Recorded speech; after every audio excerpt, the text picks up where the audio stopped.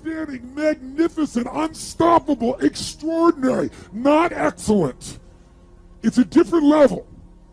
It's a level where you are not one of the best, you are the best. And you know what's amazing? You only have to be 2 millionaires more than everybody else and you get everything. You get the joy, the laughter, the fun, the family, the passion, the economics, the freedom, the spirit. It's all there.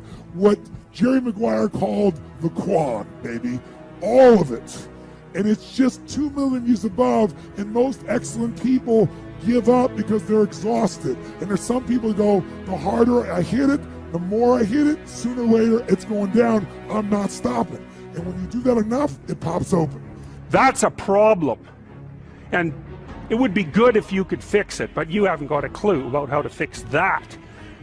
You just walk around that and go find something that you could fix, because if you muck about in that, not only is it unlikely that you'll help that person, it's very likely that you'll get hurt yourself.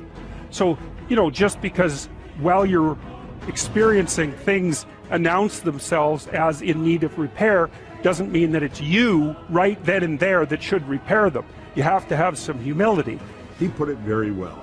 He said, when you change the way you look at something, what you look at will change. Change your perception. Do you know the reason most people don't make decisions? Because they can't see how they're going to get there. So what do? They keep doing things that they can see how they're going to get there. And that's why their life never really changes. If you don't own something, you're not the boss. You have to take full responsibility for everything that you do. Why be subservient? You must be the master of your own kingdom. I've always said, people are designed for success, but something called life comes along and programs and conditions them for failure. The world starts wearing those dreams down, and they start just existing. They give up on their dreams, and they start just accepting. Well, that's not the way it's supposed to be. Not for you. Not for your life. But you have to show up and fight like crazy. Fight like a junkyard dog for your dreams and for your life. You've got to demand success and happiness for your family. Life will give you what you accept. If you're setting and writing down goals for yourself, you're already in front of 95% of the population. But if you want to get in front of 99% of the population, before you even ask yourself how you're going to go about achieving your goals, you need to ask yourself why. Why do you want this? Now, a good why might be, oh, I want to be rich. And why? Well, because then I'll have a lot of money. A good why might be, well, I wanted to get into shape. And why? Well, because I want to be attracted to the opposite sex. Hey, work to your potential, not your quota. If you want to stay really motivated, if you want to answer the question to why people that have already made it keep pushing, it is because they don't operate on quotas, they operate off potential. They're driven to reach their potential.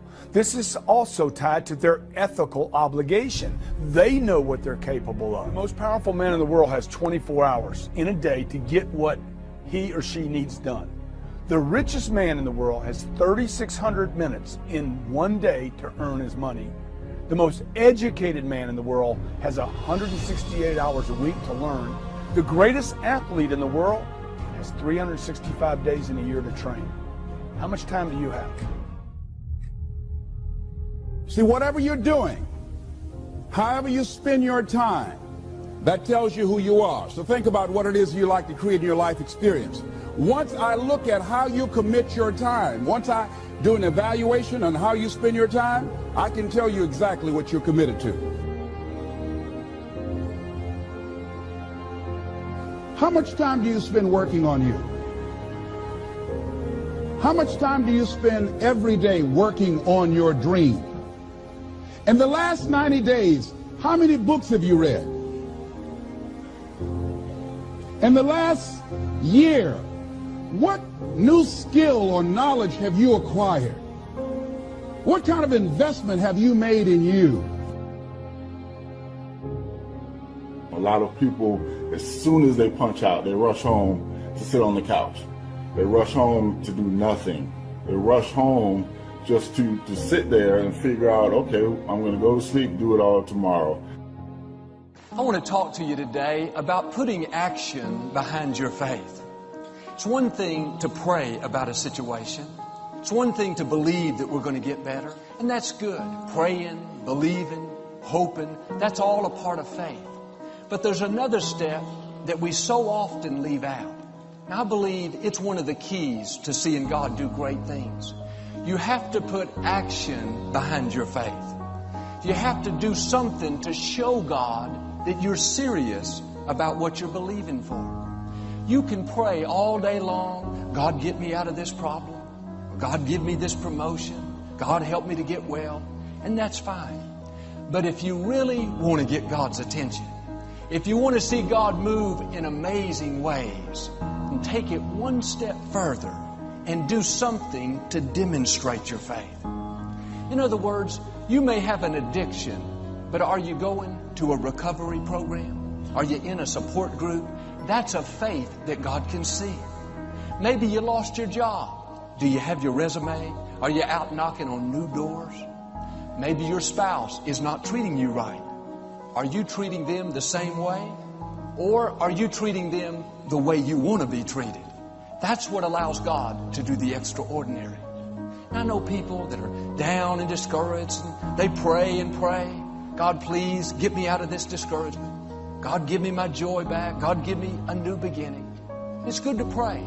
But what really causes God to act is when you get back up again, dust yourself off, put your shoulders back, and say, you know what? I'm not going to stay down. This is the day the Lord has made. I'm going to be happy and have a great day.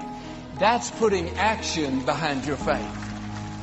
I talked to a gentleman that had struggled with smoking since he was in high school. He looked to be in his mid-40s. Every day for the last 10 years, he has smoked 3 packs of cigarettes. Just like clockwork, without even thinking about it, he would go through the exact same amount. He wanted to stop. He had the desire. He'd been praying and believing. He even had friends and family members praying and supporting him as well.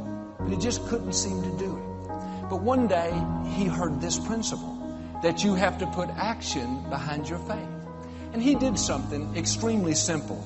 Every time he opened a new pack of cigarettes, he would immediately throw 3 away. Just something to say, God, I'm trying. I'm not just asking for your help. I'm not just believing I'm going to be free. Not just hoping that one day I'll quit. No, God, I'm going to take it one step further. I'm going to show you I mean business by putting actions behind what I'm believing for. It doesn't have to be something big, just something where God can see your faith.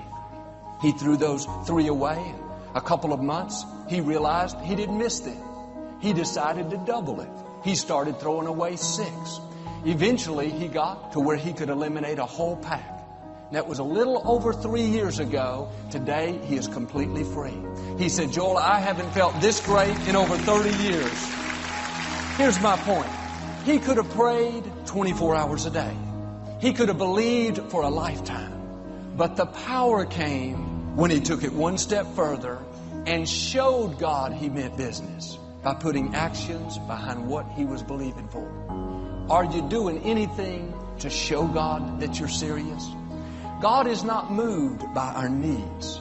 He's concerned about our needs, but God is moved by our faith.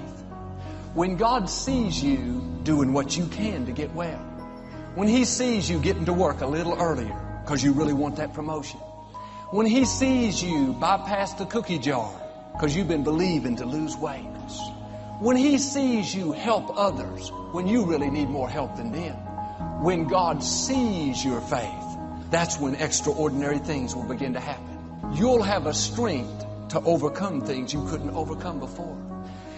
You are closest to your victory when you face the greatest opposition. You have to have a never say die attitude. If you can't get in the door, why don't you try the window? If you can't get through the window, why don't you be bold and try to go through the roof? Don't quit trying. You are close to your victory. That's my question for us today. Do you have a faith that God can see? Are you doing something out of the ordinary to show God you're believing Him? It's not enough to just pray. It's not enough to just believe. You have to do something to demonstrate your faith.